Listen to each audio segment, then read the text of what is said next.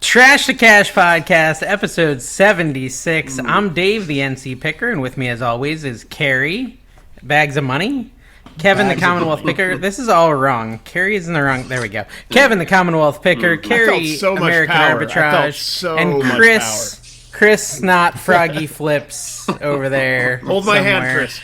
Dave said something very provocative right before he hit the live. I would never do such a thing. Yes. And I am wearing pants. Good. Thank you very much, Dave. Listen, it's good to get like the laugh right at the beginning because then they're like, "Oh, we missed out on something awesome." Joke. And they did. They missed out on a great joke. That I know for sure. Now, Chris, not Froggy Flips, I'm glad to see you're following in Carrie's footsteps and not using this platform to promote yourself in any way, shape, or form. Yeah.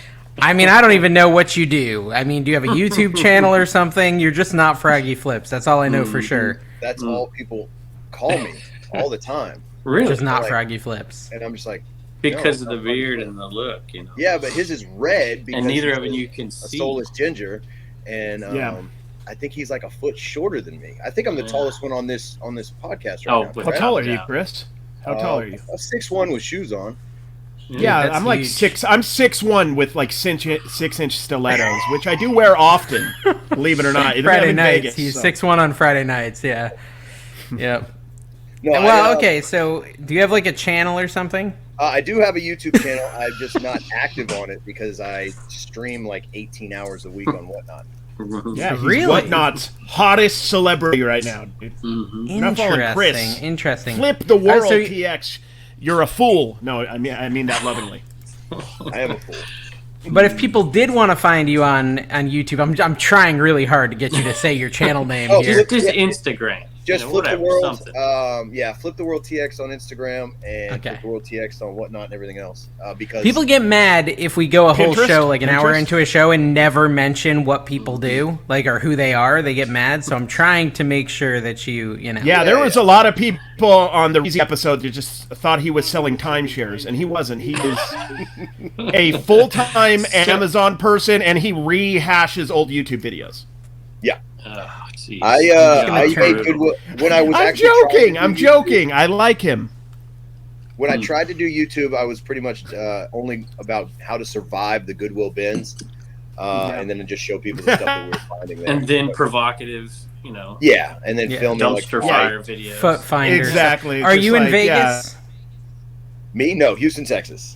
Houston, Texas. See, I go in knowing nothing about anyone. That's my goal. It's the Vegas of Texas, as we all know. It's the Vegas of Texas. How do you feel, Chris? I got to ask you a personal question. How do you feel about following the most watched Trash to Cast episode of all time? How do you feel? All time. About following it? Ever. Yeah. Last episode. You are... you put podcasts together. We're like 10,000 people. Why is there 10,000 people listening to this? I don't know. It's usually a big mistake, and I'm sure most of them aren't here this time. 8,000 views on YouTube? That's I know. crazy. I checked that out. It was wild, man. And the podcast side of it's going, and there's going to be... This is a first 10,000 view / listen video in a week ever. I got recognized at Kroger's, and partially because I didn't pay for food the previous time, but I think it was also because of the podcast. They caught you walking around just eating fruit. It's out there, ready to eat. So they locked me out of our account, Carrie. Can you just hit the 73 on your phone to verify it's me? See, you always do that to me. I want everybody to listen to that. Yeah. Do you see who has the verification code? Yeah. Carrie. Whose account it is? Let's talk about money. And every time they mention this nonsense about me not paying them, I'm going to timestamp. Was this 4 minutes into... Well, oh my gosh, the guys. really crazy thing... Rockstar Flipper is selling everything, guys. He's selling everything. Rockstar Flipper. Just FYI. Oh, okay. Just popped up on my thing. Special news bulletin Is that there. News bulletin. Is that the hair plugs guy with the BMW and whatever? What did you call him? The hair plugs guy with the BMW? Plugs. He's bald, isn't he? Dude, look how bald I'm getting. It's getting depressing, guys. I mean, we're all old. I stopped in the middle of a Flipper episode the other day just to comment on a white mustache hair. Like, I just totally disrupted the flow. Yeah. And I was like, oh my gosh, look, guys, a white mustache hair. You have next to none. You're fine. I have quite a few. Well, Callie comes over and rips them out if I ever get any. She's like, Dad, you have a white hair. and she'll pull out like 30 hairs with it. Oh. All right, my job here is to refocus on reselling. So, Chris, you do the most unique reselling. Matter of fact, Reezy mentioned you.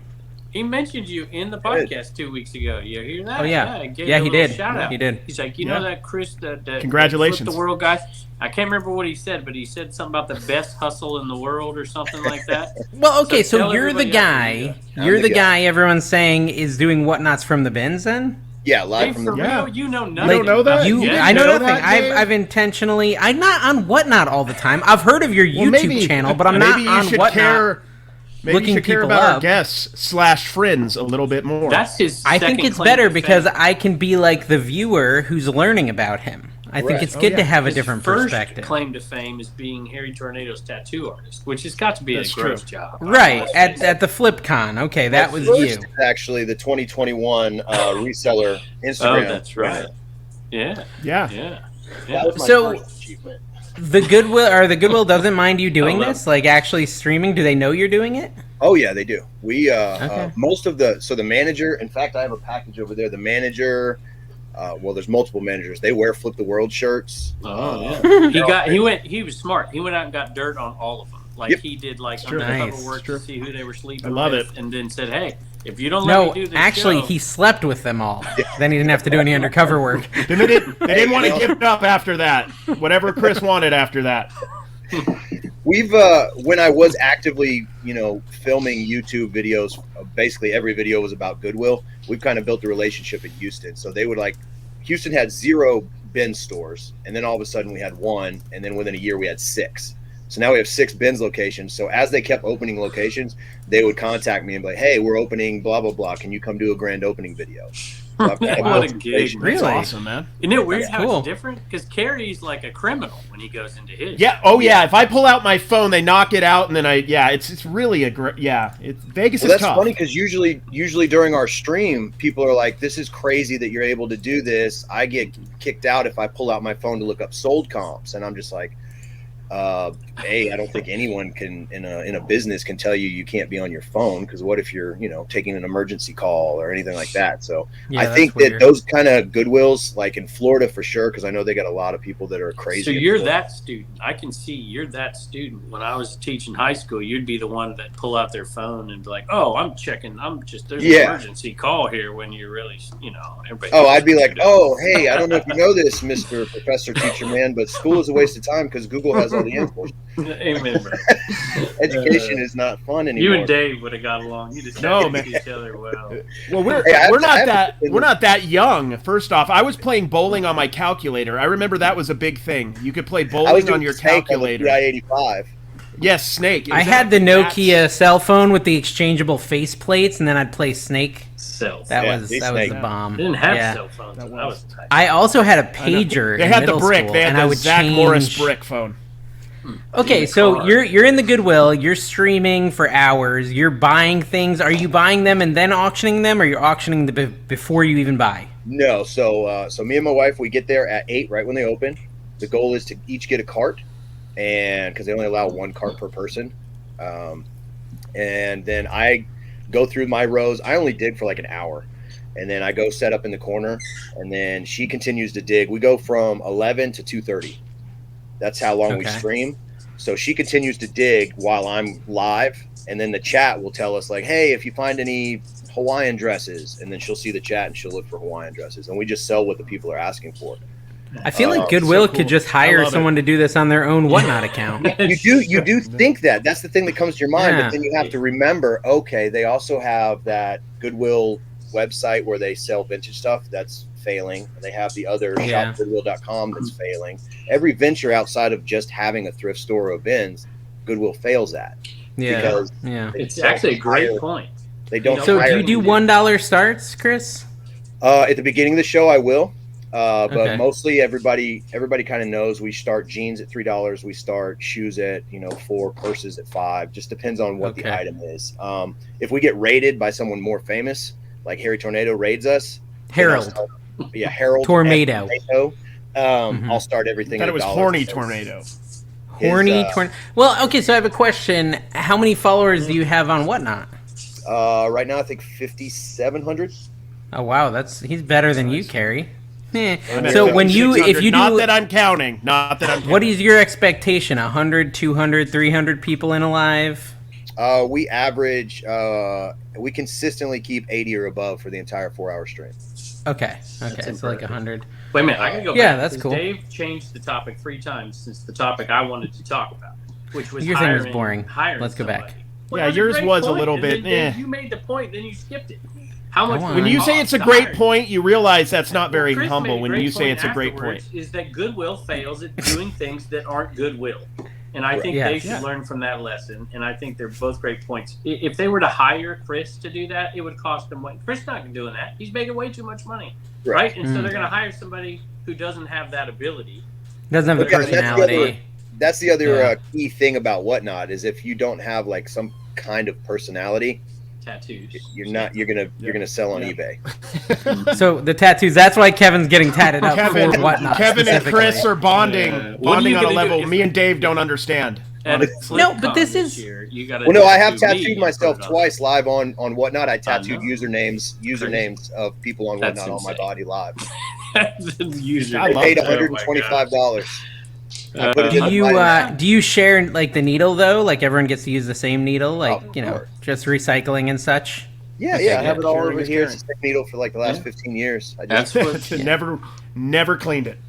No. Well, okay, so this is interesting. Now, Carrie, he can't do that. He goes to the bins, he buys, he takes it home, and then he auctions it. But you were doing it right at the bins, and then Kevin is not doing any Whatnot at all, and I have just gotten back on the Whatnot wagon. So, Kevin, you're kind of the only one left. You're the only outlier not Whatnotting. I told you, I'm doing one in May. One a year. It's not. I'm not. I have nothing against Whatnot. I have nothing against them. I really don't. I don't know. It seems. It's work. It's work. You're performing. There's big changes, and one of your big changes could be the Whatnot thing. That could be one of the big changes. I don't like to rip off my viewers like the 3 of you do. So, to each his own. That's fair. They determine the thing that changes. Go ahead. What did we get for that? For that, yeah. No. What did we get for the money we sent for your shed? By the way, I gave you like $30. I don't know what I got. I think I gave him $150. No, you did not. Yeah, go look at your records, bro. I'll pull it up right now. Buy me a shed, Commonwealth Picker. Man, I'll tell you what. Never mind. That's just an adult website now. Someone took that URL. Brian Flipcon gave $1,000. Well, is his name going to pop up sometime during this? That's actually. No, I don't think he's a top tier Patreon, so we can't say his name, Kevin. Unsay his name. You have to edit that out. Unsaying his name. Now, we did notice that you're not a top tier patron, Chris, so let's confront you on that first. But you know who is Carrie? Sales by Tony. Yes, all my sales are by Tony. ABC Matt, Biscuit Butt. Love that guy. Archie. Parker County Picker, Pearls from the Past, Ray's Heck Resell. Yep, and Rob Moreau and Tanya Arnold. These are our favorite people. Dr. Moreau and Tanya. If you want to be on the island of Dr. Moreau, join in with these patrons. Patreon link is down below. By the way, that movie made me feel weird. Was that the one with the monkeys? It had Marlon Brando, like when he was 700. Congo? Yeah, Marlon Brando with the wise, good stuff. Chris would like that movie. He likes that weird stuff. He likes great music. He literally just started 1922 before this show, and I was like, it's a weird movie. I like Chris because he's an old soul like me. He's old. How old are you, Chris? You're just old, Kevin, not an old soul, but okay, good try. Last week. He's 40, and he likes music that's older than the stuff. All right, here you go. Conway Twitty or Waylon Jennings? What do you got? I've never heard of Waylon Jennings. I'll take Waylon. You never heard of Waylon Jennings? No, I've heard of Conway Twitty from Family Guy. Yeah. Wasn't it Richie Valens that took his seat in the plane? Wasn't that the story or whatever? No, that was like a true story. That was what's his name? Buddy Holly. Music died. That was Buddy Holly. He was gonna. Oh, that was Buddy Holly. Yeah. Yeah, they flipped the coin and Buddy. What in the hell is that? Sorry. That's a little crusty. We call those crusty white dogs, and Kevin is now holding his crusty white dog up to the camera. Being attacked by the other dog. It's making a lot of noise. I got the same one right here. There you go. I had to get this. Don't drop any water on that after midnight. No. Yeah, that's an original too, so I got to put it up. I like it, man. Look at that room, y'all. Look at that room. That's nice. Yeah. my Look at that subtle flex of packages in the background. That's a subtle flex. Last night's Whatnot. So, Chris, are you putting anything on eBay at all anymore? Or does it all go on Whatnot? Only items with a 75% or higher sell-through rate, and items over $100. Okay. And so, and will you ever auction any of those off, or do you all take them all to eBay? I mean, I will. If we keep growing at the pace that we are right now, I have no problem getting just stuff, putting them out there on Whatnot, because I don't usually. I'm a numbers guy, but I don't usually like pre-game before I go on a podcast. But I know that you're all mostly huge eBayers, except for Carrie, and then Dave's getting back into Whatnot. But on eBay, we were eBay full time for like 2 years. I don't believe in cross listing. I hate Poshmark and Mercari and all that crap. Your average ROI is 28 to 32% on eBay for us, what we sell, and on Whatnot it's 57%. All right, so your average ROI you said was what? 28 to 32% is our return on investment on what we sell, and on Whatnot we're now currently right now at 57%. Wow. Why though? Good. Like, so you were saying that same item or just more quantity? Like more quantity. We've basically we're basically virtual wholesalers. Yeah. You also gotten rid of the whole investment aspect because you're only buying what you sell. So there's no death pile. Yeah, and so not only is our buy cost zero, but I've used zero of my money since August 19th because I have. So you're not sourcing anywhere else. You're only sourcing bins. Only at the bins. Now you used to do actual wholesale, but like as this was ramping up, and that got cut out pretty darn quick, right? Yeah, COVID kind of shut down. Once they shut down the borders, our import export here in Houston, my guy that we get our stuff from, he's like 6-8 months. It's just sitting out in the ocean. And I was like, okay, well that's not going to be good for business. So we just doubled down on going to the bins and doing what we used to do when we had to just dig for stuff, and then Whatnot started picking up. I mean, our first stream, like I said, was in August. We had 6 people in there. I think we made like $100.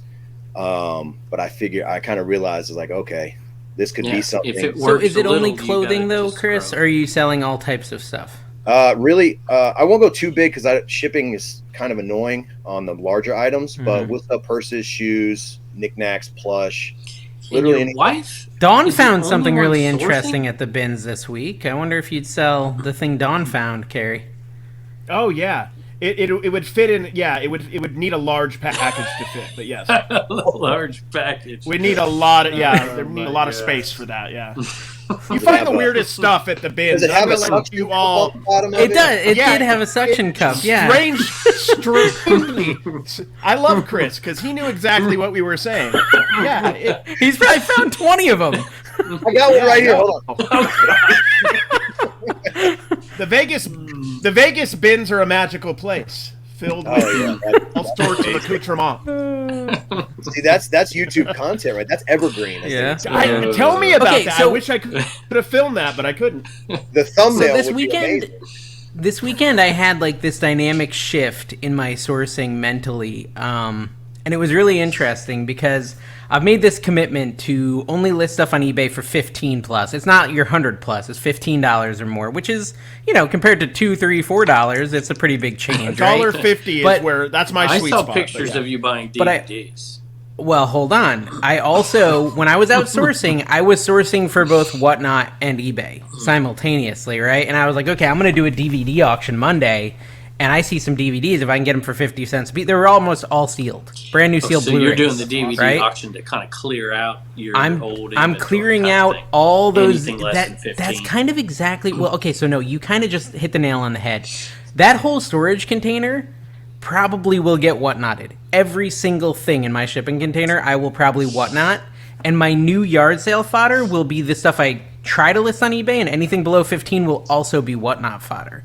So basically, all my new stuff that comes in, I will vet, and I will put super high value stuff on eBay. The rest will go to Whatnot. But for my shipping container, I'm going to clear that thing out. It's probably like a year worth of Whatnot inventory, doing 2 to 3 auctions a week. I mean, I have so much, Chris. I don't know if you saw, but like, I did 2 shelves of video games. I've got my shelves back there. I did 2 shelves, and it took like an hour and a half, and I brought in $700 just for 2 shelves. I've got another 5 shelves full. I've got like enough to fill up 5 more shelves at the at my storage container, I can probably bring in, you know, $3,000 just in DVDs and VHS that aren't like super valuable. There's some that are valuable, but not super valuable.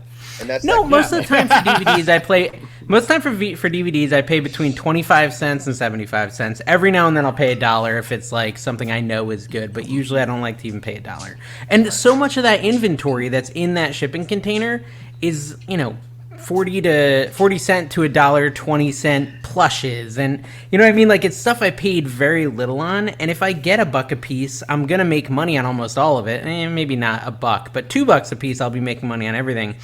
But it just changed the whole way I was sourcing. And I was sourcing with Rod, picking and punching, and he even noticed it, that I was like, okay, I'm gonna buy this because I'm gonna do a plush auction.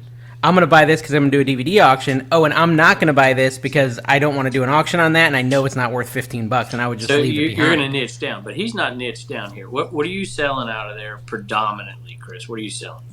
Clothing. It's mostly clothing. So, like, what percentage? Probably 90. 90, okay. And you said that she's sourcing while you're doing the show? Yeah, so we both, like I said, we get there at 8. I don't get along well with crazy people, like elbowing and fighting when the new rows come out. So I'm like a vulture. I go far away from everyone, and I just dig and find the stuff that I know that my. You go for the scraps. Yeah, my brand Rolodex is better than most people that go to the bins that we go to.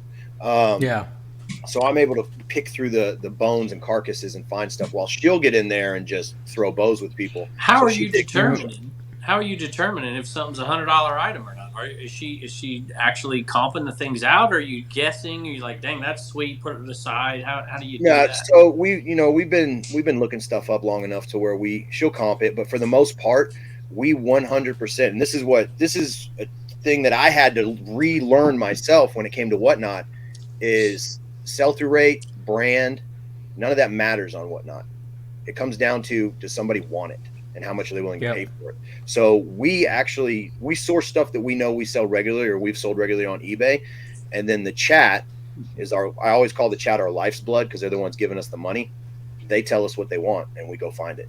Wow, man, and there's that much? That just blows my mind. I walk into I know it's not a bin store, I get it, but I walk into my Goodwill. You could tell me, go find this, and I would look for a month of Sundays for it, and I wouldn't find it. There's that much stuff at that bin? Yeah, our bins there's 6 lanes. Each lane has 12 boats, and they rotate a new row. So all 12 boats get rotated every like 15, 20 minutes all day long, 8 to 8. That's a lot, man. That's a lot. There's a real hurdle, though. There's a real hurdle to Whatnot in the whole like start out phase, right? Where there's just not many people in your auction, and you don't have many followers, and you go in there and you sell a lot of stuff for almost nothing, or sell nothing at all. And I found a ton of resellers give up on Whatnot, right? They'll do 1 auction, 2 auctions, and then they're just like, nah, I'm not doing this, because either A, it's a waste of my time, or B, I'm losing money, right? So you got to do it over and over. And Chris is frozen. It really is an investment. Chris is frozen. Yeah, and I think that, Dave, I think what you're saying is right, because we know a lot personally who have done that. I've seen them do 1-2 shows and then they're done with it, right? Yep. But I think what you see is people make the calculation after the first or second show that if this is going to work, they have to be willing to lose money over a long period of time to build an audience, or lose time. The other option is you can start your auctions higher and just sell nothing. Yeah. And so that's what some people do too. They're boring. You really have to you have to refine your picking too. You can't be overpaying for stuff, even more so when you're small. You have to be getting those lot deals. You have to be paying pennies on the dollar, and then use a lot. You're kind of right. You're exchanging your time and a lot of the profit you could be making on eBay to build something. You got to kind of have a vision about it and be consistent through. It's still inconsistent with me even at this point. There's some auctions that are great, some that aren't great. I'm going to still say what I've always said about it. And this is, could be wrong, could be right, but because I don't do it enough. But I think you have to do one of 3 things. You either have to totally niche down and be an expert and have a ton of quantity of one particular item to draw your audience in, or you need to be willing to just do massive quantity and small margins, or you need to have a personality. You need to be a show. And it's one of those three, because if you don't do one of those three, I just don't see how you make it. I just don't see it for anybody. And obviously, they're like, YouTube creators do this and whatever, and they're whatever. Okay. Well, listen, a lot of times people have a following on YouTube is because they have a personality, and that also translates onto whatnot. True. Yeah, that's a really good point, because I definitely use what I've learned on YouTube over the years to help make my shows more entertaining, without a doubt. And people will watch not even to buy, right? They're not even there to buy. They're just there because it's like basically a YouTube video for them. Like, they're just being entertained.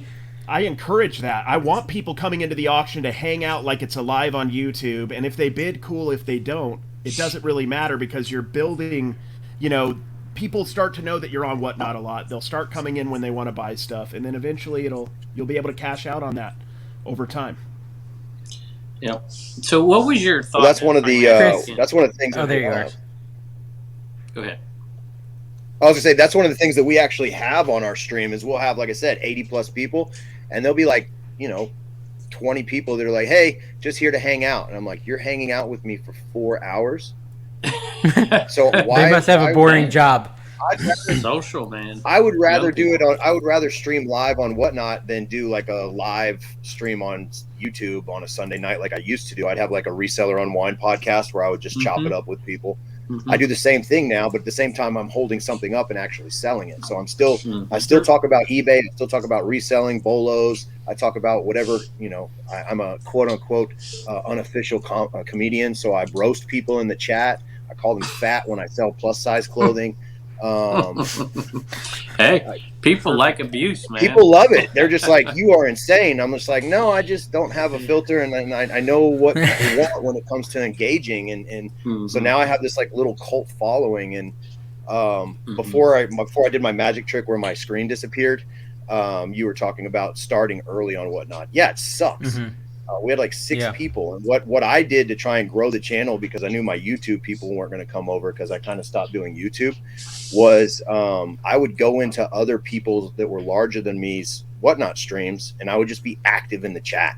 It's kind of what you do for YouTube, right? Exactly. I get people to notice me, like, what is this guy saying? Why does he keep talking? And then eventually they would be like, oh, that's Flip the World. I think he goes live from the bins. And then boom, all of a sudden people started following. But that's the only reason I watch Carrie's Whatnot. I watch Carrie's Whatnot, and I go in there, and Carrie says something, and I get 3 Whatnot followers, which I never do. That is true. If I comment in Carrie's auction, I always get a couple followers. I should go in yours and start commenting too, Chris. I'm going to do that too. Yeah, I'm going to start going into Chris's for that. Well, that's the other thing. Like I pay attention to the chat more than I probably do the items that I'm selling, because I see a lot of, when I first got into the Whatnot, I noticed that people would like, can I promote myself? And other streamers would be like, no, this is my show. And I'm like, hey, the chat is yours. If you're a streamer, tell us about yourself and why you should earn these 100 followers that I have in my stream right now. So I just concentrate on keeping them to where they feel good, and then they buy stuff. Yeah, well, okay, so I did the video game auction last night, and I started it off doing one video game at a time, standard auctions, 15 seconds. And it was going fine, but it was taking a very long time, and I have a lot of inventory to move through, right? And a lot of the games are selling between $2 to $4, maybe $5 if I'm lucky, right? And so I decided to toy around with like lots, right? Where I'd do like 8 video games, right? And so everything was 8 games. But not only that, I combined it with sudden death. And so I'd be interested to hear your opinion on the sudden death auction versus the normal auction. And for those of you who don't go on Whatnot, sudden death means that when the clock gets to 0, it's done. The auction's over, right? But when you do a normal auction, every time someone bids, it like adds 5 seconds to the clock to give the other person a chance to bite back. So what are your opinions on sudden death versus a normal auction? I think if you have a low amount of viewers, it can bite you in the back, in the booty. See, I'm working on it. I learned that. Yeah, you did a good job. On the booty. Well done. But for what we do, we start sudden death at 2:00 because we stream from 11 to 2:30, because usually around 2:30 I haven't had my Snickers and I start turning into Joe Pesci and I gotta go. And it's funny because after so many streams now, the viewers in the chat, they're like, oh, Chris is getting cranky. So at 2:00, everything after that we do sudden death, but it can bite you. Like, so does it? I mean, do you think? I mean, it can bite you, but it can. But it can do the opposite too. Correct. It also gets. What are the chances if you got a big following? I want to do sudden death in mine when I do it. I don't even know what I'm talking about. It's fast, Kevin. It's so fast, which is 15 nice. 15 seconds. You don't realize it. You know, like your wife will tell you 15 seconds is pretty long, but it's not. It's fast. Yeah. No, I kind of like, I didn't feel like I was moving enough inventory quick enough because I have so much to work through. When I did 15 seconds sudden death, it's like 15 seconds is it, and then it's the next item. Where if you do a normal auction, 15 seconds plus 5, plus 5, plus 5, it ends up being 40 seconds a lot of the time for the normal auctions. But what would happen, I had both things happen to me. I'd do a sudden death, and oh crap, I just sold 9 games for $6. And then I'd do a sudden death, and there'd be 2 games or 1 game that 2 people really wanted, and holy crap, that one sold for $36. Like, so it averages same size lot, right? So it kind of averages out. My only concern is, like, does the viewer feel like they bid more than they wanted to? Because you almost are out of control when you're doing the sudden death. Oh, Whatnot is 100% FOMO. It is literally, it is, I want that. I don't care how much I pay for it. I don't want that person to get it. So my idea with sudden death was that I didn't want people to overpay for things because I feel that was my concern. That they're in there. I want them to get stuff cheap when I do. No, you want the absolute opposite. Well, no, I don't. Kevin, we're resellers, okay? I understand that, but are you a 501c? Because I'm a for-profit entity. Listen, I'm fully on board with you. I'm just talking about I do one show. I'm going to do one show a year, and they're going to get in there, and they're just. I feel bad. But especially with raiding, because we could all raid you too when you go live, and you can get a crazy crowd. But here's the thing: like, you can't control what your chat or your people are willing to pay for something. Because I mean, I'll give you an example.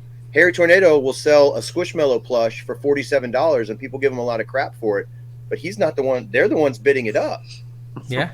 I get it. It really there should be like a kill button.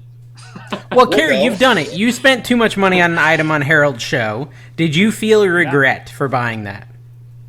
No, I wanted to. Not as much as Dave. You know? He said not until right now when you asked me the question. Yeah, you know what? I really could use that $35 right about now. No, you know, I didn't. I knew what I was getting into, but and I think most people. I think most people do. Do. It's like a super chat on steroids, is what it is, especially with Josh. Mm-hmm.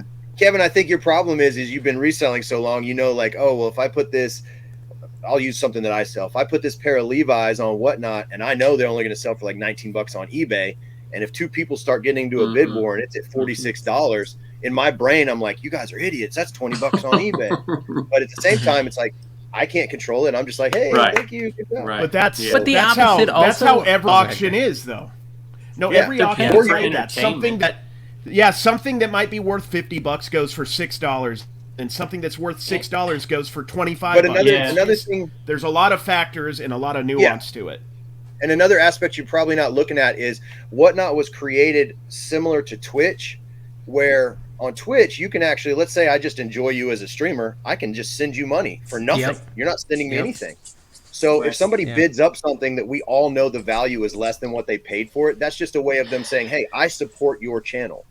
Yeah. Well, but the opposite. So the Kevin being fearful that someone's overpaying, it also applies to like hardcore eBayers who are like, oh, I know I can sell this for $35 on eBay. I'm scared to put it on Whatnot sometimes, and then it goes and sells for $8, and like I'm sad. Yeah. But I also have to be like, yeah, but it's sold, as opposed to sitting here for 6 months or 9 months or 12 months. It's sold. We're talking about people we're talking about the 1% of people who are selling on or maybe not 1%, 2%, 3% of people who have those massive followings and whatever, and they're just on there to buy. But for I'm most not people getting way Whatnot, over eBay that's value. The concern, right? That's the concern. Yeah, you're not, and I don't think. I think if I did it regularly, I wouldn't either. Right. But if I do it once a year, that's a different story. Then you probably will. You know, in my audience, to be honest, that follow me on most platforms, they're eBay resellers. They're not Whatnotters. There's some Whatnotters on there, but I think it rubs them the wrong way. But I like the idea, and I think there's a huge future in it, and younger generations are going to do this. So I'm not going to cut my nose off to spite my face. I'm going to do it. I'm just not going to make it my deal. Even if you just did it to unload your your slow sale eBay stuff that you maybe shouldn't have got. Well, I don't think I'm. Yeah, I agree. That's what Dave's going to do. You got to remember too, though. Sorry, go ahead. I think what I'm going to do is probably a mix. I think I want to put some marquee kind of items. I want to put some personal type items as well. Commonwealth Picker type stuff. Do a lot of giveways. Used enemas stuff. Like used real enemas. ones. Yeah. Stuff that Don finds at the Goodwill. Yeah. So I know that Commonwealth Picker stuff. I know for what we do and the fact that we don't pay for our inventory and that we're selling it live, and if nobody buys it, I just throw it back in the bin. So I know our experience on Whatnot is completely different than anyone else's, and I know that most people aren't going to be able to do what we do. Where'd you get the idea? We actually, honestly, my wife was like, we should just go live from the bins instead of buying the stuff and then going live at home. And I was like, you think? And she's like, they already let you film in there. You just set it up and they're just going to think you're filming. Wow. Yeah, why not? So we did it. And then I was like, this works. And then I was like, wait, I'll do the running of the show and you do all the digging so I don't have to do that anymore. This sounds great. Perfect. Awesome. Yeah, I'm going to have to tune in. I want to hear your audio quality too, because I know the bins can get pretty loud. You nerd. I'm a nerd. You're right. You'll definitely hear it. We have like an imaginary bingo card that all my people, my regulars, they'll be like, "Oh, baby screaming, bingo, stamp." Really? Yeah. I hear the bin with the WD-40 wheel, stamp. Yeah. I remember going to the bins and seeing someone put their toddler into a bin so they could go shopping. And toddler's like crawling around. I'm like, "Get this, gross." You remember what Dawn found? Have you ever been to an auction? I mean, at least once a stream, you'll hear our manager go, "Whose baby is this?" Oh my god! I'm calling CPS. Whose baby is this? You should have a track in the back running just with like different. I just want to make sure to say like, "What the world? Whose baby is this?" Yeah, and then you just have like a little baby in a bin. That's good. I love it. All right, let's talk about Flipcon, because you did something at Flipcon that was like everybody talks about it to this day, and it's the hot sauce deal. So go ahead, I want to hear. But where did that come from? Where did you start? Not just at Flipcon, but you started doing this. Did you ever do it at the bins? No, not at the bins. I've done it like at thrift stores, and I used to do like competitive style eating and stuff like that. I've always just loved spicy and hot stuff, and I've always just been like, oh, let's see what would happen if I did the one chip challenge, but I covered it in ghost pepper sauce. And then I noticed other people in the reselling community were into it, so I just reached out to Dalton, and I was like, hey, I didn't get put on a panel for Flipcon, and I'm mad about it. So I'm going to steal the thunder, and we're going to set up our own little hot sauce Q&A in the corner. And he was like, do you like how Kevin asked you a question, then turned off the camera and left? He's so rude. I also like how Kevin. Kevin looks like an evil millionaire, just holding a puppy there. He's got Mr. Bigglesworth. He's got a finger up the butt, you know. I'm trying to save my poor dog. This other dog just bites your ears, and it's just like, So yeah, I wanted to do something at Flipcon because I was like, at that time it was just like, this is going to be my opportunity to get exposure and maybe not be the bad boy of reselling or whatever. Because up until Flipcon, I had gone through a few battles with people on Instagram. Flipcon's pretty far from Texas. I would say it's even further than the Trash to Cash Vegas Bash, but yet you went to Flipcon. Let's talk about that. True. This is true. Yeah. This is very true. Also more expensive. So I can say one thing. I live in Houston, and going west is exhausting. Plus, I'm not a fan of California or the podcast where Vegas is. Yeah, well, no, we are smack dab in the heart of California. Me and Carrie are both from California. It's because you guys touch. I can feel that touch.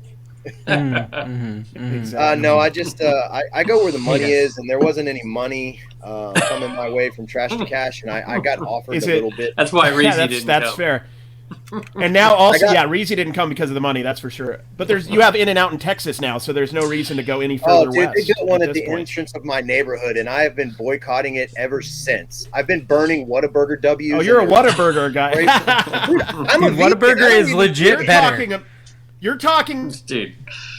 Fired ex-employee of In-N-Out. So you got to be careful. Vegan. I don't eat any of the crap. I just don't like In-N-Out because it's from California. I had my In-N-Out chip. Look. Rockford Files, best show ever. That's from California. You don't hate on gosh. California. Yeah, There's a past there too. There's Vegas on. There's dozens of people over 70 who understand that reference. Please continue. So did you notice I'm in my garage? A little change of scenery, guys. Oh yeah, I was going to say you moved everything downstairs. Usually have lights going on.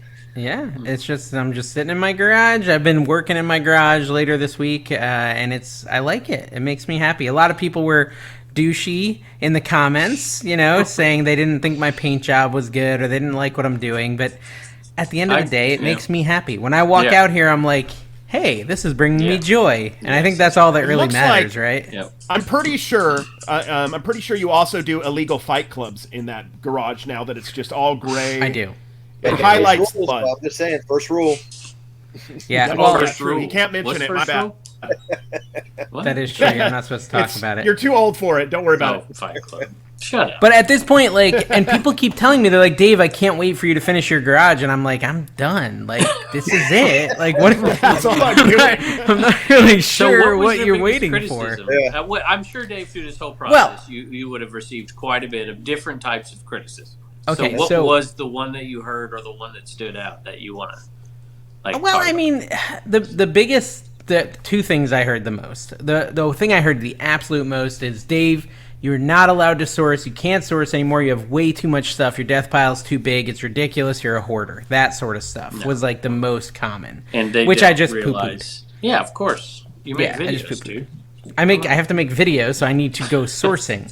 Now, the problem, and so this is any content creator who needs to make videos really needs to embrace Whatnot, I think, so they can move their inventory faster. Or if they have a freaking 50-acre plot in the middle of Virginia, then they don't technically need to because they can throw up another pole barn with their millions. Unlimited money for more sheds. If you have that, you can do it. Yeah. Oh, my God. Yeah. Listen to the crap I got to put up with. And the other thing is, it's in my nature, and I'll say, I like this about me. Some people hate it about me, but I'm the kind of person who just acts. I don't think, I don't plan, I just do.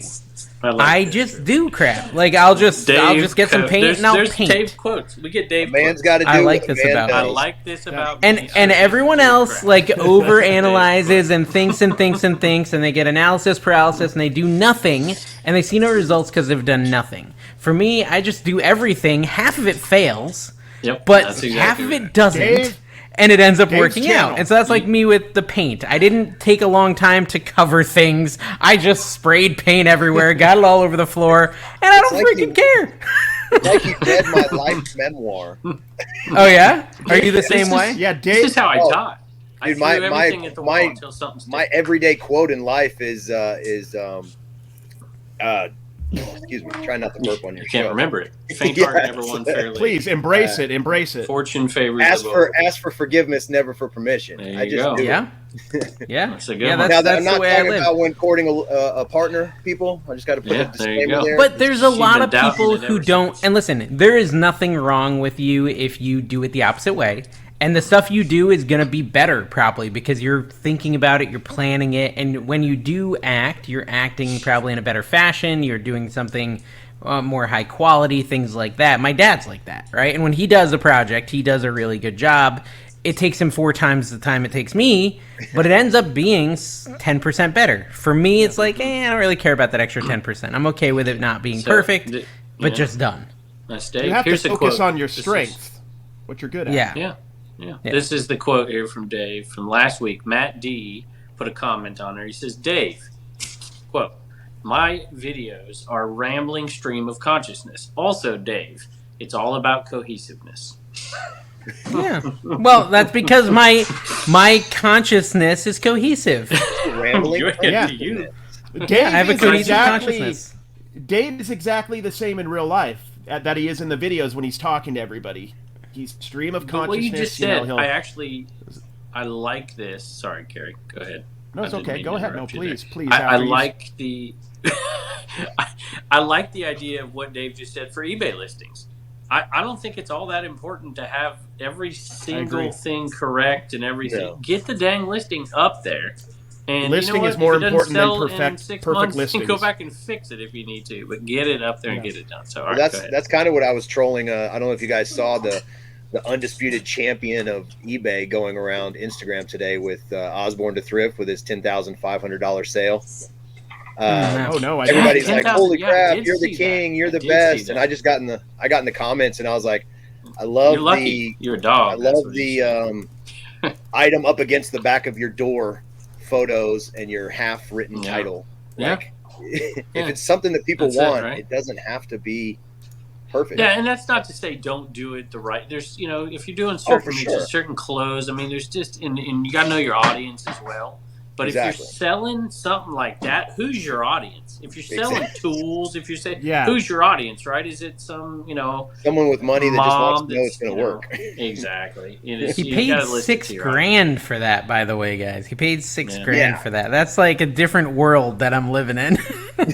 I was like, oh man, should I really spend $80 on this case knife this weekend? Like, I had a debate like that. I struggled. Like, how much does that sell? I would never, almost. I could see in Carrie's mind, but see, I'm already out. I mean, I live and die at the bins where it's $1.79 a pound. So you tell me something's $10, I'm out. I was looking at a Tonka dump truck. Too rich for my blood. Red and green Tonka dump truck, and it was $75 at a church sale. So it's not like I was going to go up there and like haggle them down. They're doing some fundraiser, right? So $75, and this thing sells like $125 to $150. Oh. And I'm just like, And I didn't do it. I didn't do it. Yeah, Crocodile this is a case made in USA, Bowie knife. So I guess you bought it. This, yeah, I bought it. I spent $80 on it. $80 on it. The comps are around $250. Oh, that's and I was like, that's a no-brainer. Well, but it's still a lot of money at a yard sale. Shout out! Tell me in the comments. Shout out the midlife crisis right now that Dave's having. I think it's awesome. I think it's cool. Well, no, Case is a good brand. A little short, plump Rambo. So, anyways, I don't know. I still struggle with that. So the idea of spending $6,000 on a scanner, $6,000 on an electronic that I'm going to have to test, that terrifies me. I mean, well, the cool thing is if you lived in Texas, you could just walk out your house and go to Walmart wearing that thing because we have they passed the sword and knife law here, or they got rid of it. So there's people that wear like broadswords in the stores, shotguns, broadswords. People are LARPing all over. I'm not Texas even joking. Right it's kind of odd. 127. Go. All right, Dave, talk. You always talk. It's Reezy's show here. 127. Go. Reezy Picker. Go ahead. All right, fine, I'll talk. So I did 127 sale 2 years ago, and I'm at the sale buying this guy. This guy's got no shirt on. He's got a giant belly, and he's got a gun stuffed in his pants right there. And I'm just like, and Kevin realized he was looking in the mirror. Like, that is actually on the Bedford website, isn't it? Just that's the top banner. I'm like, I gotta buy something from this Chewing guy. tobacco. Get this thing, and it's my thumbnail. It's just. You're like, I remember, get this video. It's like you asked me for feedback on that thumbnail, and then it didn't perform that well. Yeah. Well, it did all right. It wasn't bad. It wasn't okay. Imagine if it was Kevin shirtless with the gun. That would have worked. You know what's working right now, though, is going into that house with that lady and her phone, Dave, with all of us. That is working. That one did well for me back when we posted it 9 months ago, yeah. It's like 10,000 views. Back when it happened. Back when it happened 9 months ago, it did really well. I'm getting that was like 30 pounds ago for me. He's posting videos he's already posted. I'm like, this hasn't been posted before. Dave posted it. Carrie posted it, but nobody posted it. Brandon posted it. The next day. Eric probably posted it. There was a lot of YouTubers there. No, okay, but videos coming out. I got some popping right now.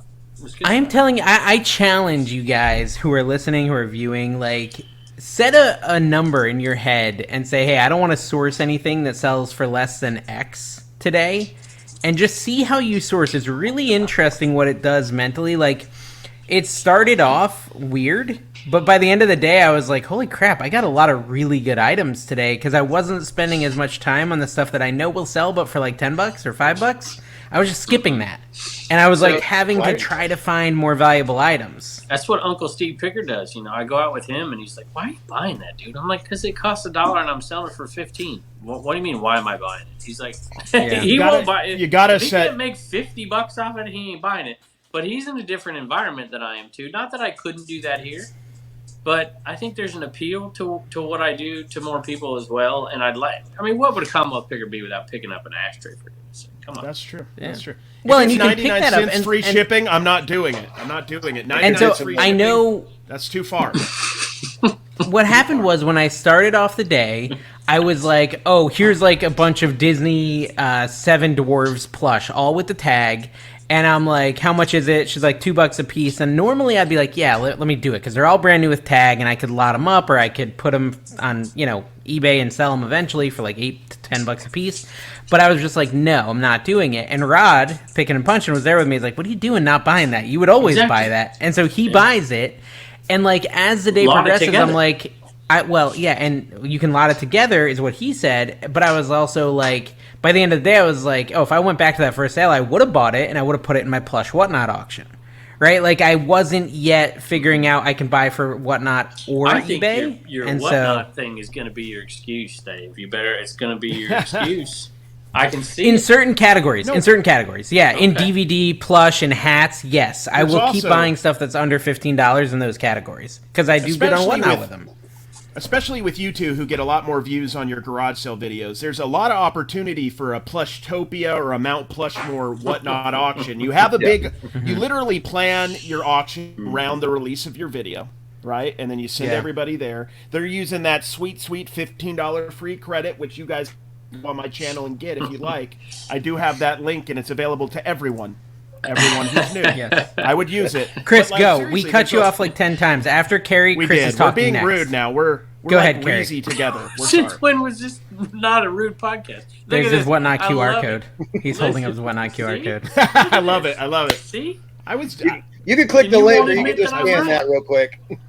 All right. So Dave and Carrie, you won't even admit that I'm right. Look what's going on. I still put those in my videos, and traffic's gone crazy. I did it a couple times in my card channel. Code too. I actually messed around with it a little bit. There you go. I'm making cards. Every package. See that? Do you put that in every package? Well, I guess it doesn't matter because they're already on Whatnot if they're buying it. I'm selling $1.50 free shipping cards. I can't put anything else in the package. I just got a Whatnot. What's in it?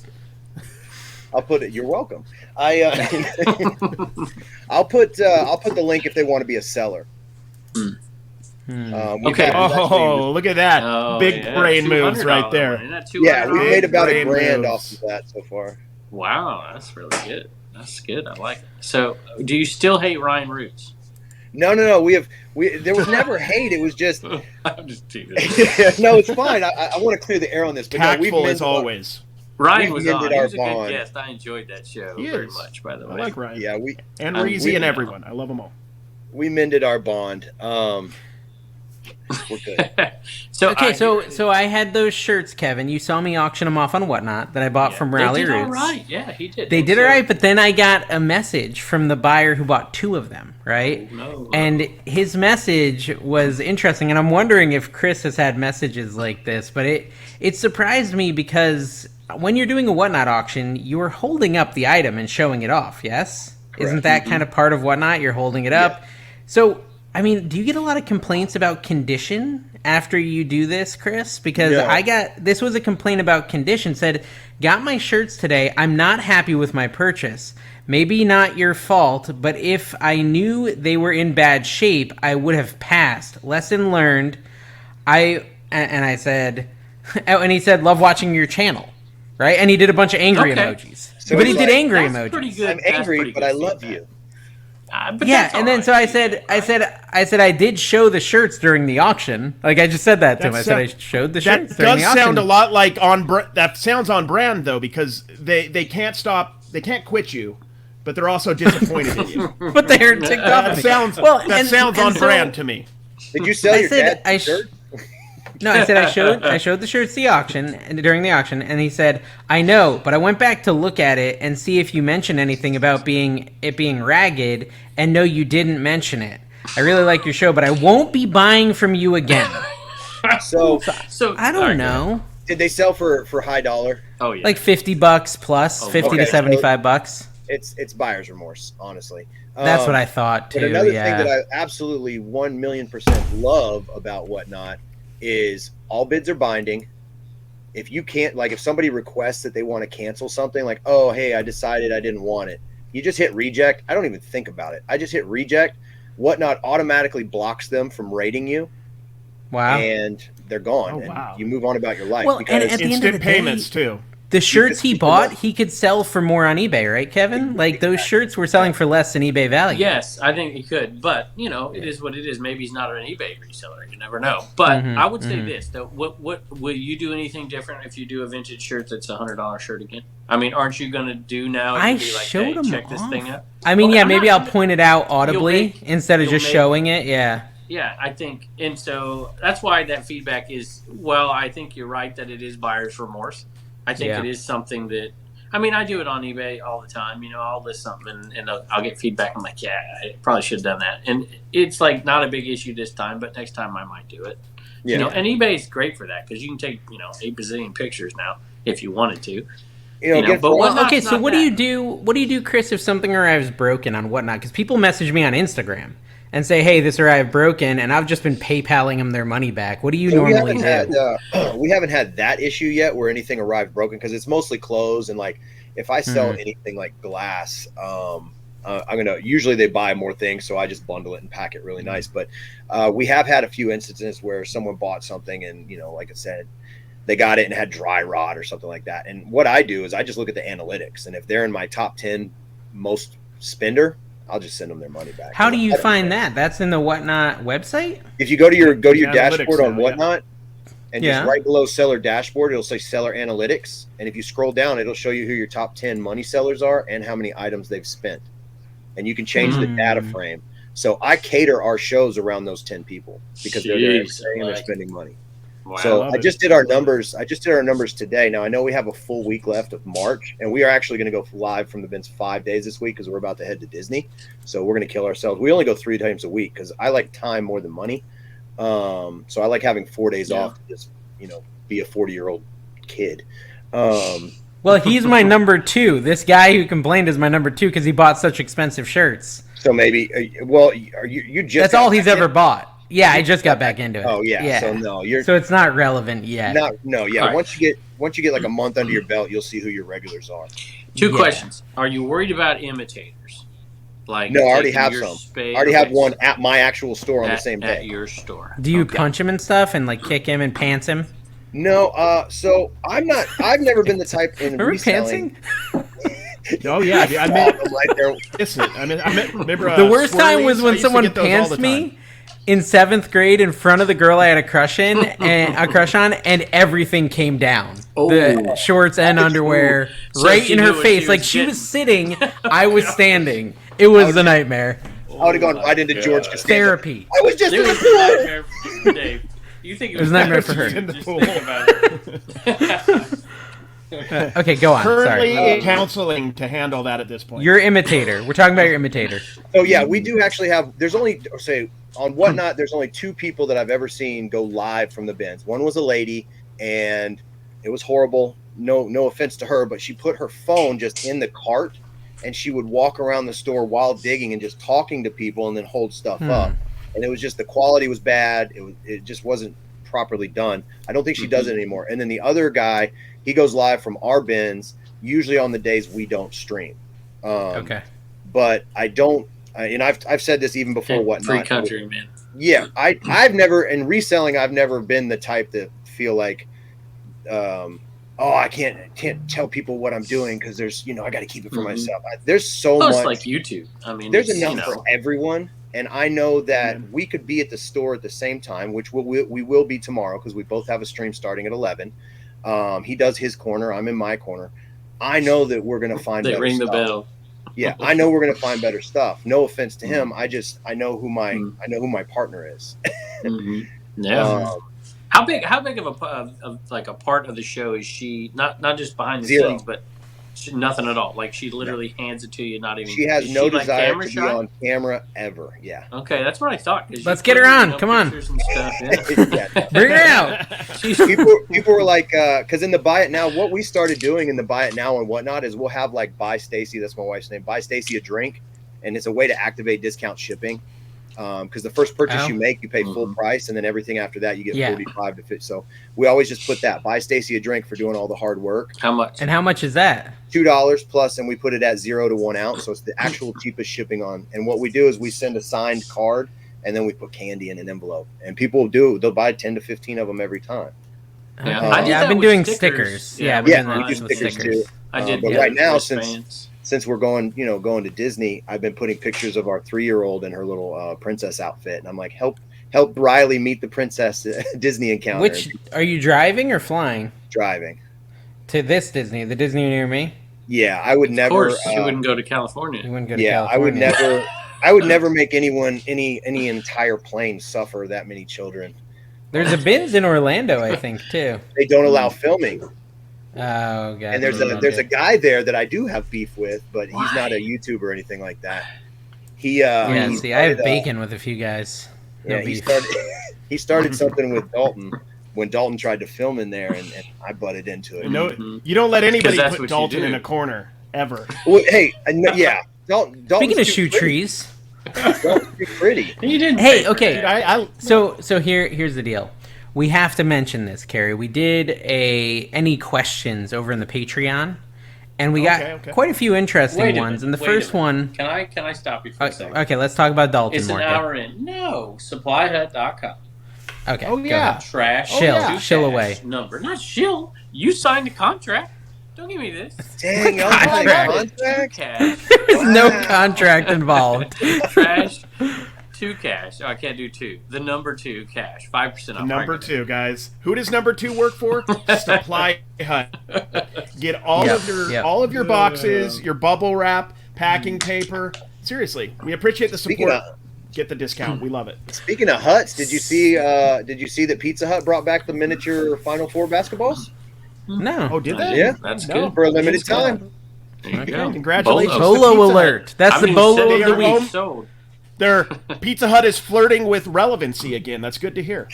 Yeah, dude, Pizza Hut's brought back delicious. the Big New Yorker too. That was huge in the 2000s. Do they have stuffed crust? I did that. They have a great stuffed crust at Pizza Hut. Great stuffed crust. I don't even think Domino's offers it. Maybe they do. It's not very good though.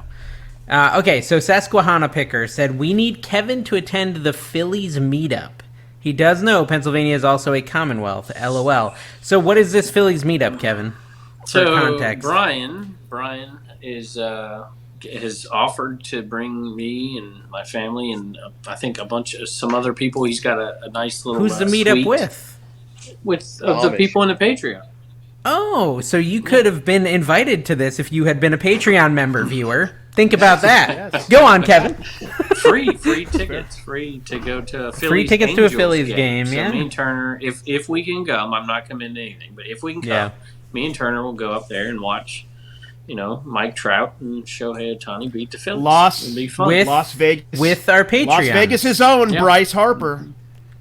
That's right. These are the opportunities, guys, that are existing in the Patreon. Just saying. I just wanted to bring that up. Okay, so Kevin might go Susquehanna Picker. That's the answer there. And that's a firm commitment that he will be there.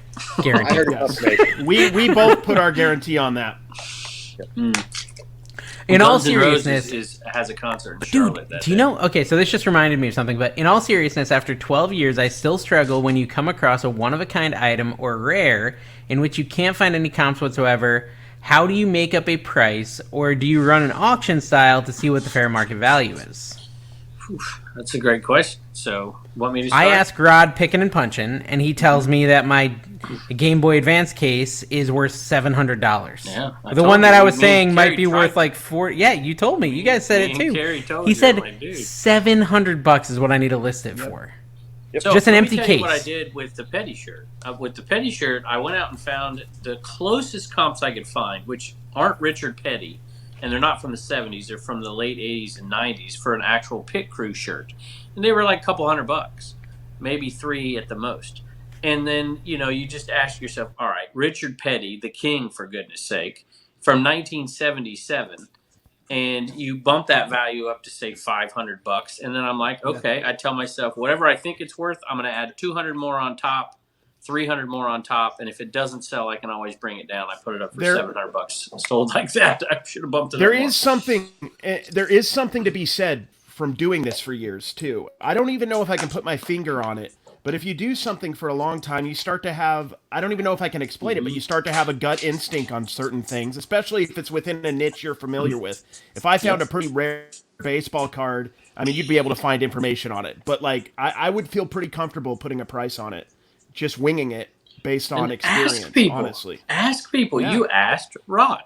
Ask people who know. You know, Facebook if I got a groups, glass Trash to question, Crash. I'm calling Tim. A Facebook group. Yeah, Facebook groups, man. Put it in there. Trash to Cash. Cabbage Patch Kids, I know people to ask. Daily you Cabbage, know, yeah, Ephemera, I know people to ask. I have people. Worthless. There's a community of DVDs, I call resellers. Dave. Yeah, there's a community of resellers, exactly. though. Like, how worthless okay, but is obviously, there's always the option too of just listing it high and taking an offer. Right? Yeah, you can just take an offer. But what's high? Because, like I said with my know. shirt, I listed it $200 over what I wanted to list it for, and it still sold within 24 hours. Well, and I originally, like, when you watch that video that comes out, this Pokemon case, I said, I think I can get $20 to $40 for this, because, like, it's an empty Pokemon case. I've sold, like, video game empty cases before from Pokemon for $20 to $40. The video then has font right below that says, actually, someone messaged me and said they think I can get $200 for this. I'm about to go put a third piece of text in there. Newest comp is $700. Rod said he found a comp somewhere of $700 a year ago for this empty box. And you're right. I would have put $200 thinking it was high. It would have sold instantly. And I wouldn't have known. So, I mean, asking a professional is always the best option if you can find one. You find an ashtray, give me a call. And so how do you find them? You go on the Trash Cash Facebook page, say, hey, is anyone experienced in this? You go to the Patreon, you go to the Discord, you Instagram message Dave and he ignores you. A lot of options. Yeah, comments down below. But so I went to a sale with Rod, and I'm there, and there's a bunch of die-cast cars, and a lot of die-cast cars are not worth buying, right? They're the vast majority. But I'm sure someone in here, name me a brand that you would look twice at when it comes to die-cast cars. Okay, I'm talking big, like, model cars. Yeah, the big ones. Right. So, I mean, there's all kinds of different ones. There's Danbury Mint. Malibu. Yeah, Danbury Mint. Yeah. Franklin Mint. These are ones that you would probably at least look up some of them if they're a good price, right? And so I go and I find this lot of cars, and the first three I pick up are Danbury Mint. And I'm like, well, how much for all? Because he got 15 of them. And the guy's like, $75. And I was like, I'll do 60. He's like, no, it's got to be 75. And I was like, all right, I'm doing it. Whatever. It's 15 that are Danbury Mint, Franklin Mint. Like, I'm sure I can do fine on them. And Rod even called me. I was like, why would you buy those cars? Those aren't ever good. I said, if they're Danbury Mint, you should, at least look them up or something like that. And he said, oh, cool, that's good to know. And I did not know I did this well, but I got this car right here. I'm holding it in my hand. This is a Porsche 1976, RSR Racing Legends. The last sold comp on this car is $440. It's a Danbury Mint, $440 car This right show here. is rapidly Pretty turning sick. into a Dave Bragg show. I'm feeling good about my sourcing this weekend. I'm feeling good about it. Yeah. See, that's why I just I wouldn't even say humble brags. Okay, so we can get some bragging from Chris. Chris, are you willing to share any numbers for your whatnot revenue? Yeah. I actually wrote them down. So as of right now, we're at $47,042. In how long? And since August? Since January 1st. Since January, yeah. 47 grand in 3 months. Going 3 days a week. Look 3 at days. that. Wow. That is a living, bro. Well, that's your 90-day total. Your 90-day total is 47. Mine on eBay is 13 grand. So. So the net, because gross and net are greatly different. But again, we're averaging right at 28,81394 in the bank account. 28,000 net. So profit. roughly $9,000 a month. Okay, I was just gonna say that's impressive. Keep the lights on. Very good. Yeah. You are putting that information out there in public, and somebody is gonna find their bins that'll allow them to film, and they're just like, I'm quitting my. But do they have his personality? They won't have the personality. Yeah, that's the key. You never know. There's a lot, dude. I mean, there might be someone. What you're saying. No, Kevin, I do know. There are people that have personality. Well, okay, but still, Kevin, Chris is giving them 6 hours a week. People have a lot more hours available, you can have 10 other people like him that are successful, and he can still be successful because there's plenty of time slots. More like 12 hours a week. Because I'm not saying that. I'm just saying people are thinking in their minds. They're just out there like, man, I'm going to go to my job that I hate, making $55,000 a year, and they should be thinking that. That's exactly what they. Yeah. They should absolutely try to do something like this. No, they shouldn't. They should ask themselves if they can really look at themselves and reflect on themselves and ask themselves, can I be this guy? Can I do that? Because 99% of people can't do that. No, yeah. Right. But there's no reason not to try it while holding on to that job as a side thing, just to see how it goes. If you're not the class clown that's willing to get tattooed, I don't think you're the right guy for the job. If you're out with a group of your friends and you're always the center of attention or the one making everyone laugh, you're going to do great on Whatnot. Or the one when everybody goes home says this guy's a jerk. That's They're the like, guy. why are we still friends with this guy? He keeps calling me fat. I don't know. I keep buying all this Dave Bryant stuff, and he keeps calling me fat when I do. Okay, Running for the King said, if the zombie apocalypse happened this week, whose eBay room, shed, garage area would be best for defending against the horde of the undead? If you could only choose one Trash to Cash co-host to survive this apocalypse, who would it be? It's a no-brainer. Dave. Okay. Without a doubt. I would survive? No, you're talking about or my location. shed. Oh, yeah. Your whatever your I don't know what is it, a container. My shipping container. That's a good idea. Hide in that and lock it up. That's actually that wouldn't be bad at all. No one can get in, no walls, no windows. There's redneck protection out in the middle of Bedford, Virginia. But who survives? Who survives? Here's the thing: people are underestimating. My favorite, and I think this is a real person, Gambit from the X-Men. He used his little trading cards, his little playing cards, and shot them at people, killing people, right? Yeah. And I have, look how many I have. That's just a few. I got so much ammunition. Listen, zombies are not going down with your stupid words cards. I am very confident. I can't give an answer to this question as to who would survive, but I can say that Carrie would not be the one. No, he's too soft. Changed a tire. Dawn would survive. Carrie can't even change a tire. Dawn would survive. We'd eat Carrie's flesh but once he died. Here's the thing. I would ask you to change my tire.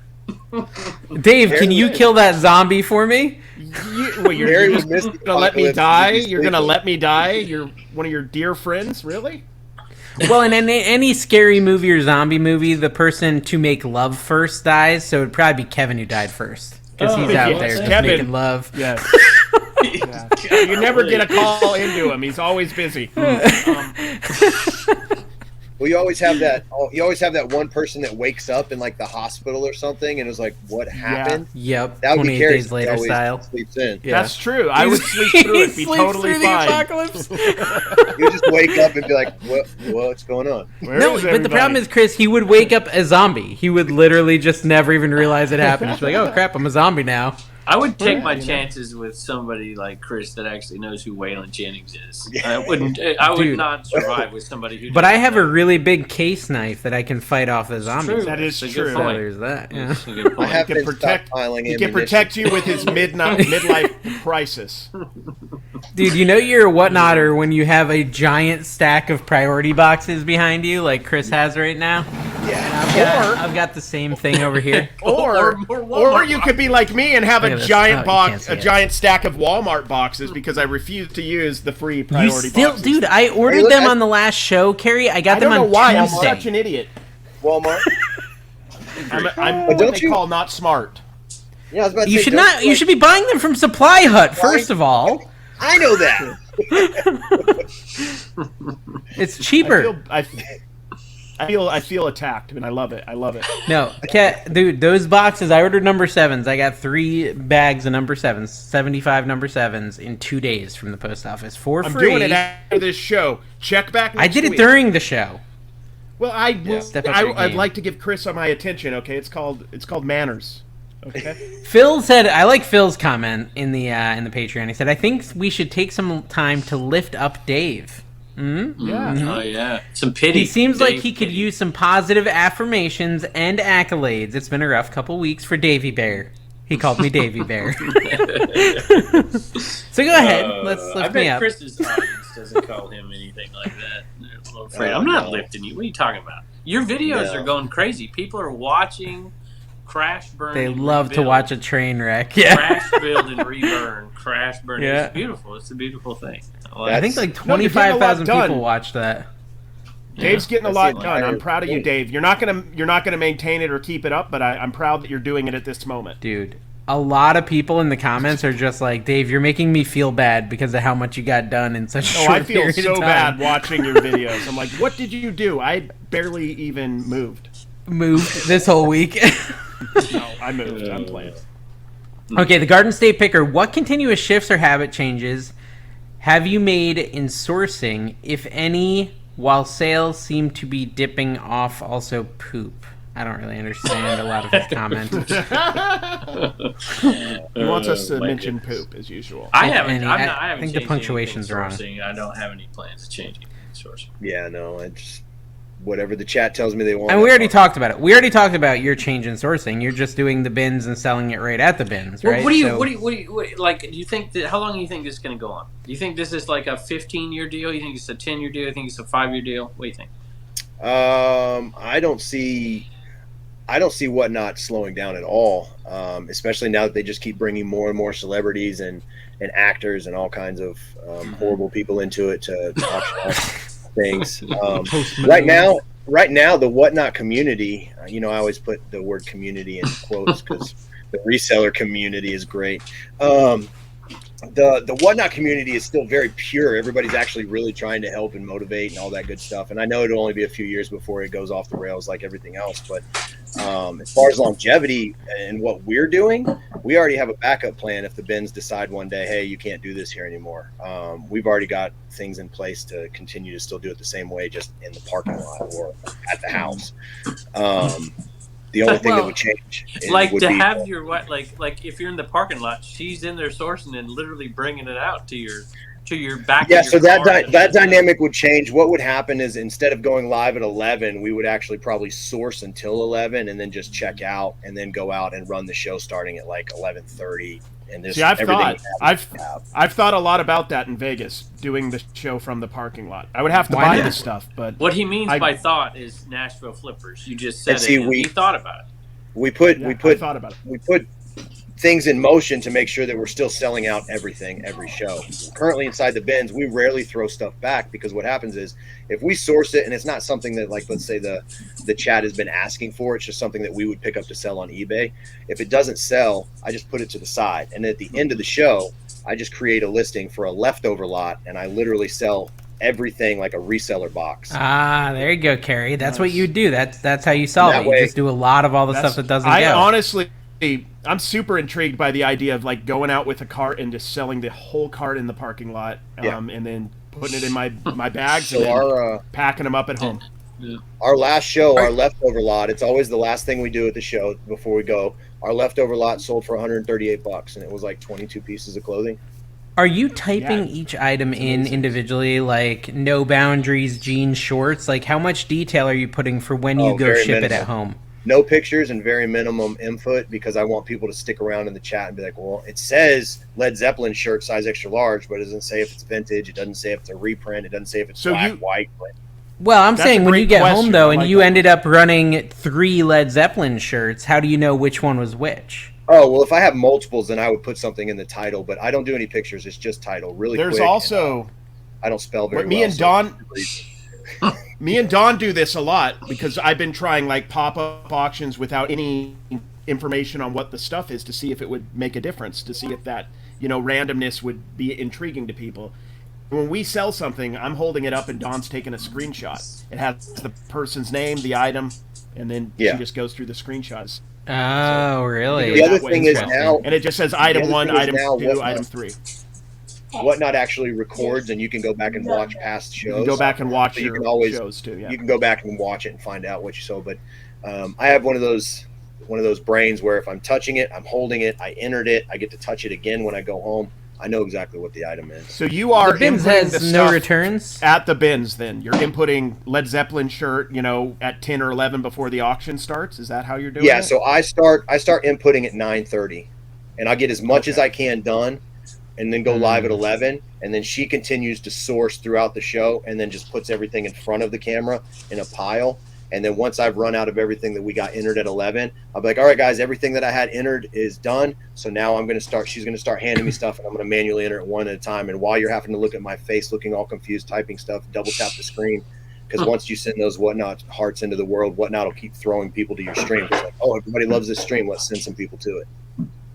Oh, really? So if people... I have to tell them to do that. They have to press it to heart it? I got to remember to do that. Yeah, so they have to double tap the screen. So what I do is I get close. I'm like, all right, guys, see if you can poke me in the face. Oh.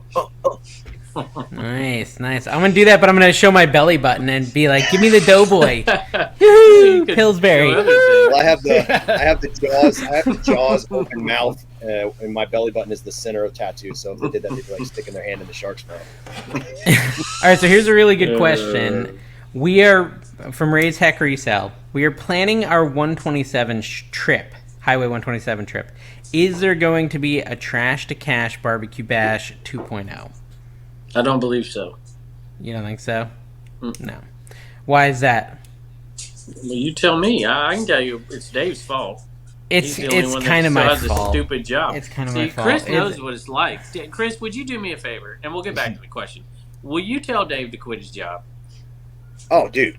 You still have a job? Wait. We're at like the 40-minute mark, and you were talking about how you just jump into stuff and figure it out, but you still have a job? That sounds like a safety net. You're right. And it is my job's fault. It's my job's fault that I'm not committing to 127 because Josh has asked me to MC at Flipcon. You guys can come if you want. John Cincinnati Picker has asked me to MC at his reseller rally. Like, basically, they all just want us there MCing Trash to Cash style. And so I have to go to those two events. I've got the Vegas thing. To also fit in the 127 right in August is just going to be tough. That's all. Unless I don't have a job. And I might not have a job. So here's what I'll say about 127. We will, if we do it, we will try to make it on a day where you're pretty much definitely going to be there anyways. Right? And it won't be that big of a deal to just stop by our event. And we probably won't be able to figure out for sure if we're doing it till June. Yeah, I mean, I just got to tell you, though. I mean, it's going to be tough. It's right before Josh moved this Flipcon The thing timing's up hard. And so, for me, because my Flipper channel, I have to, like, if I'm going to be gone for a week, I got to film.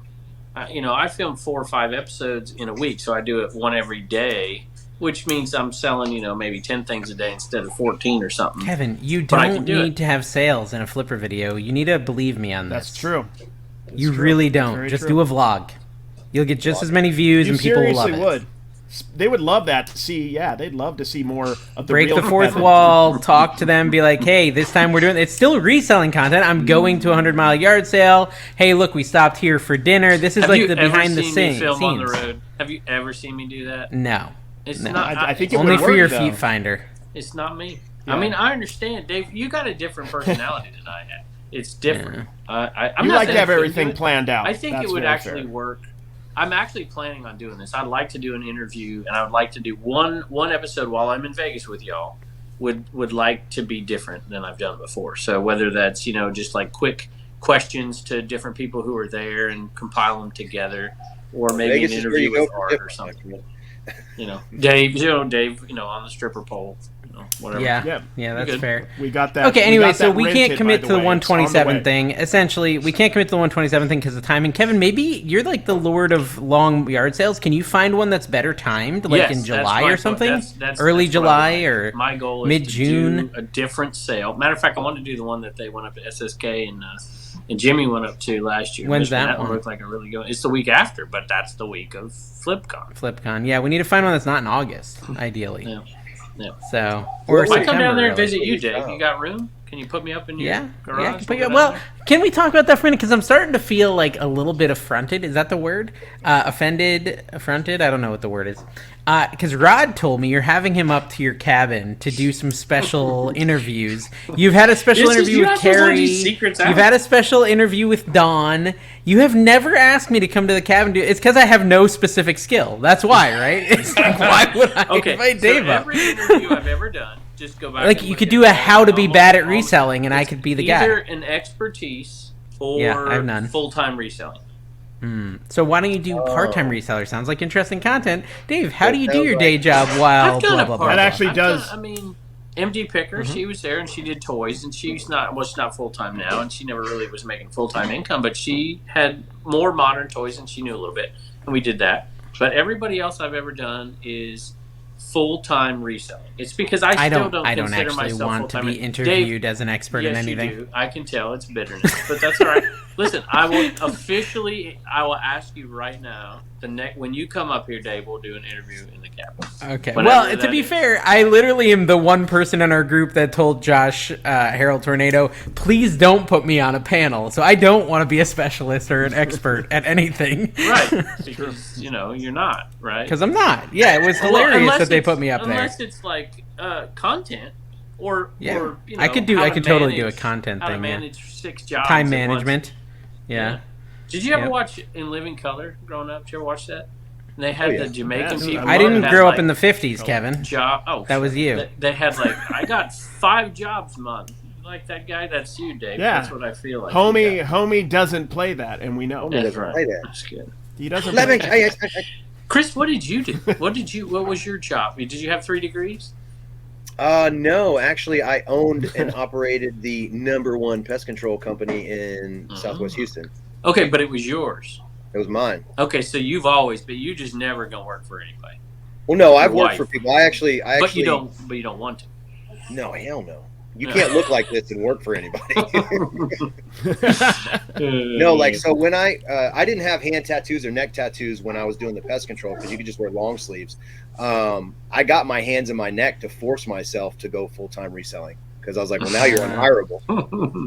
Like I said, I go honestly, what you're saying about Whatnot does make it pretty interesting because I have plenty of inventory. I'm good at shopping. I can do a lot of Whatnot. I feel like Whatnot could be a big way for you to be able to quit your job, man. I honestly feel like it could be. Yeah.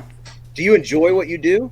My company's good to me. I just hate working in corporate America. I don't like how they value your time, all that sort of stuff. It's soul crushing. It is soul crushing working at a big company. And some people love it. My brother, there's no chance you could get him to ever quit. He loves having the security of his day job, and he has no interest in ever leaving and branching out. He doesn't care about making more money. He just wants his paycheck and to go have a beer and have a nice weekend and then go back to work. That's not freedom. And I think what Chris said feels like it is freedom. This is freedom to me. I don't care. It doesn't matter. I agree. I agree. Well, there's the anxiety of working under pressure. Like when we first went full time, it was like, okay, we need to sell about $600 by the end of the week, or lights are probably. I enjoy that, but then it motivates me. Necessity is the mother of invention. Okay, so we have to address this, Kevin, just for the viewers' sake. Alan Shell Cox said, does Kevin know that some of his videos have already been posted before, or at least some segments of them? And you asked, do you mean Dave and Carrie's videos? They said no. On his normal videos, he's posting his own content again. Did you know that, Kevin? On his normal videos. I think she's talking about Commonwealth Classics. I'm not positive. Yes, she is. Listen to me. She commented on... I saw the exact same comment, maybe it wasn't from her, on the new video for the day as well, and that's not a new one. I think she might be, but it's very clear if they've been watching these videos for a while. I mean, it is a totally different formatted video. Maybe explain to them Commonwealth Classics. That's what I'm asking you to do. Gosh. Yes, okay, all right. So I guess it's Thursday at this point. It's probably going to change to Tuesday. It is a compilation of 3 old videos. So go back 2 years, 3 years, and take 3 videos, cut out the best parts, smash it together into a 17, 18-minute video, and have no fluff whatsoever, and run it. And that's Commonwealth Classics once a week. Gotcha. There you go. So that's probably what you're seeing, Shell Cox. Okay, so Chris, we normally do our sale of the week or something. I know you talked about selling the leftovers for $138. Was that your best auction this last week, or did you have one item go for more? Let me see. Oh yeah, no. We had I sold a vintage Versace. No, that went for less. A vintage Versace dress on Whatnot that went for, I think, 100. Let me see what eBay was. I know I had something. Okay. How about you, Carrie? Oh, wow, that's a good question.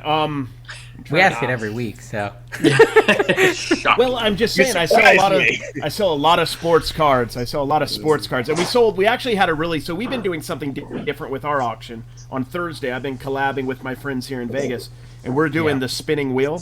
You probably saw a little bit of that on Thursday. I saw it, yeah. You know, if you get the bids up to $5, you get an additional item. So that's increased our total, auction quite a bit. It's been kind of cool. I've enjoyed that. But you're also giving away an item. I don't know offhand. Yes, but the way I look at it is, yes, you're true, but we're not paying a lot for these items at the Goodwill bins in general. So it might be adding an additional 50 cents onto the purchase price, but adding $6, $8, $12. A lot of times it's fun. It's an interesting thing people like. I like it. I thought it was fun, yeah. Yeah, tune into we Carrie's sold auctions if you want to see it. Yeah, We sold Thursday. we sold a quilt for $151. Oh wow, Dang. nice. I went to a sale this weekend and they were selling quilts, handmade quilts for $400 a piece. Was that a bolo, or is it good that I said no thanks? Yeah. Yeah, it's a lot of money, but handmade quilts are selling for a lot of money right now. But yeah, that's a lot. And it depends on a What bunch about of you, factors Kev? for quilts. I sold the other one of the ashtrays that I talked about, 89 plus ship. I sold 2 DVD VCR combos for 69 and some old Sony boombox 55 for the weekend. Oh, that must have been fun to ship. Oh, someone it's doing not the a big dishes one. in the It's one of background? the yellow ones. Yeah, Reagan's. What are you doing, Reagan? She's making lemonade. She's making lemonade. Oh, that's good. She's pouring lemonade. Okay. Well, no, you got to stir it up in the liquid. That makes sense.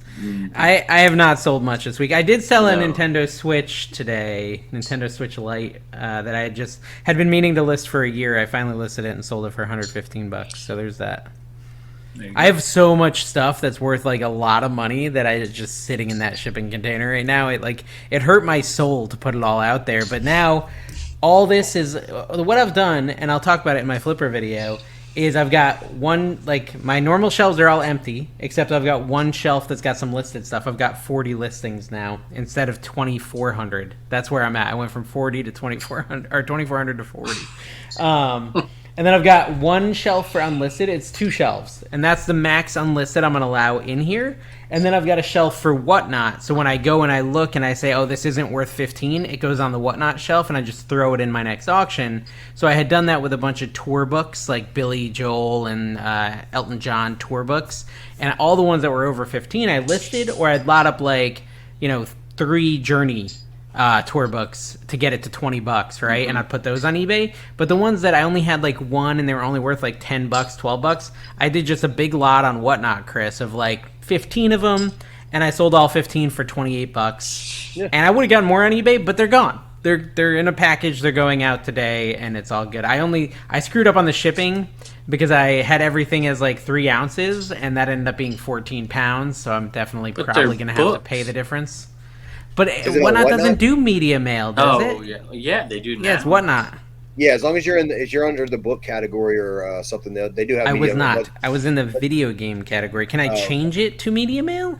If you've already created the label, no, you can't go back and change it. I had created the label, yeah. Yeah, here's the thing. Since I started on Whatnot, whatever, I'm at the bins. I just guesstimate the weight.